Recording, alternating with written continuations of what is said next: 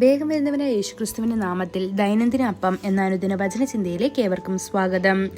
ഇന്ന് വാഗ്ദാനങ്ങളുടെ പൂർത്തീകരണത്തിനായി കാത്തിരിക്കുക എന്ന വിഷയത്തെ ആസ്പദമാക്കി ചില കാര്യങ്ങളെ നമുക്ക് ചിന്തിക്കാം. അതിനാധാരമായ ഒരു വാക്യം വായിക്കാം. യെശയ്യാവ് 49 അധ്യായം 23 വാക്യം. ഞാൻ യഹോവയെന്നും എനിക്കായി കാത്തിരിക്കുന്നവർ ലജ്ജിച്ചു പോകയില്ല എന്നും നീ അറിയും. നിങ്ങൾ കർത്താവിനായി കാത്തിരിക്കുകയാണെങ്കിൽ അവൻ തീർച്ചയായും തൻ്റെ എല്ലാ വാഗ്ദാനങ്ങളും നിറവേറ്റും. അവൻ കരുണയുടെ ദൈവമായതിനാൽ അവൻ്റെ കൃപയും കരുണയും നിങ്ങളെ ഒരിക്കലും ലജ്ജിക്കാൻ അനുവദിക്കുകയില്ല.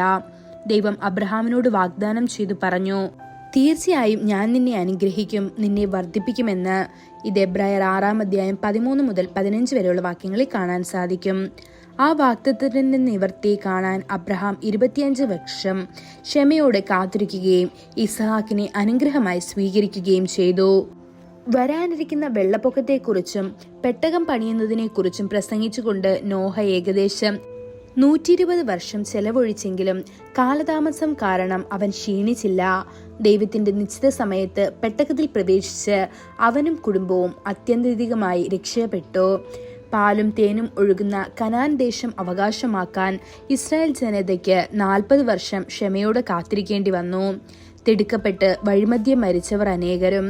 എന്നാൽ യോശുവയും കാലേബും ക്ഷമയോടെ കാത്തിരുന്നതിനാൽ പാലും തേനും ഒഴുകുന്ന കനാൻ ദേശം അവർക്ക് അവകാശമായി ലഭിച്ചു. ദൈവം മിശിഹായെക്കുറിച്ച് വാഗ്ദത്തം ചെയ്തിട്ടുണ്ടെങ്കിലും ഏദേൻ തോട്ടത്തിൽ അവനെ സ്വീകരിക്കാൻ മനുഷ്യർക്ക് 4000 വർഷം കാത്തിരിക്കേണ്ടി വന്നു. സ്ത്രീയുടെ സന്തതി വന്നപ്പോൾ അവൻ അതിനെ ശത്രുവിന്റെ തല തകർത്തു, പാപത്തിന്റെ എല്ലാ ബന്ധനങ്ങളിൽ നിന്നും മോചിപ്പിച്ചു.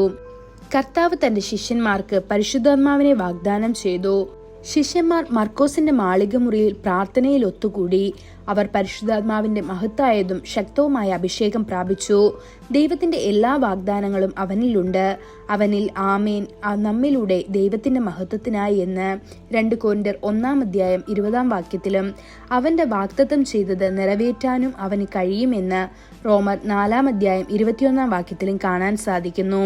അതിനാൽ ക്ഷമയോടെ കാത്തിരിക്കുക. ഇംഗ്ലണ്ടിലെ ഒരു വലിയ മിലിറ്ററി ജനറൽ എപ്പോഴും കർത്താവിന്റെ കാൽക്കൽ കാത്തു നിൽക്കുകയും പ്രാർത്ഥിക്കുകയും യുദ്ധങ്ങൾക്കായി കർത്താവിന്റെ ഉപദേശം നേടുകയും ചെയ്തു. പുലർച്ചെ 4 മണിക്ക് കമാൻഡ് സെന്ററിൽ എത്തണമെങ്കിൽ 2 മണിക്ക് എഴുന്നേറ്റ് ദൈവത്തിന്റെ സന്നിധിയിൽ കാത്തിരിക്കും. കർത്താവിനെ കാത്തിരിക്കാതെയും അവന്റെ ഉപദേശം തേടാതെയും അവൻ എവിടെയും പോകില്ല. അങ്ങനെ അവൻ തന്റെ എല്ലാ പ്രവൃത്തികളിലും വിജയിച്ചു. ദൈവമക്കളെ, കർത്താവിന്റെ കാൽക്കൽ കാത്തുനിന്ന മണിക്കൂറുകൾ ഒരിക്കലും പാഴാകുകയില്ല. നിങ്ങളുടെ ആത്മാവിനെ ശക്തിപ്പെടുത്തുന്നതിനും നിങ്ങളുടെ ജീവിതത്തിൽ ധൈര്യവും ദൈവിക ശക്തിയും കൊണ്ടുവരുന്നതിനുമുള്ള സമയമാണിത്. നിങ്ങൾ ഒരിക്കലും ലജ്ജിക്കുകയില്ല. ഈ വചനങ്ങളാൽ ദൈവം നമ്മെ ഓരോരുത്തരെയും അനുഗ്രഹിക്കുമാറാകട്ടെ. കൂടുതൽ ധ്യാനത്തിനുള്ള വാക്യം സങ്കീർത്തനം 25 അധ്യായം 2 വാക്യം. എന്റെ ദൈവമേ, നിന്നിൽ ഞാൻ ആശ്രയിക്കുന്നു, ഞാൻ ലജ്ജിച്ചു പോകരുതേ. എന്റെ ശത്രുക്കൾ എന്റെ മേൽ ജയം ഘോഷിക്കരുതേ. ഇന്നത്തെ ബൈബിൾ വായന രാവിലെ എഹെസ്കേൽ 45-46 അധ്യായങ്ങൾ, വൈകുന്നേരം 1 യോഹന്നാൻ 2 അധ്യായം. ആമേൻ.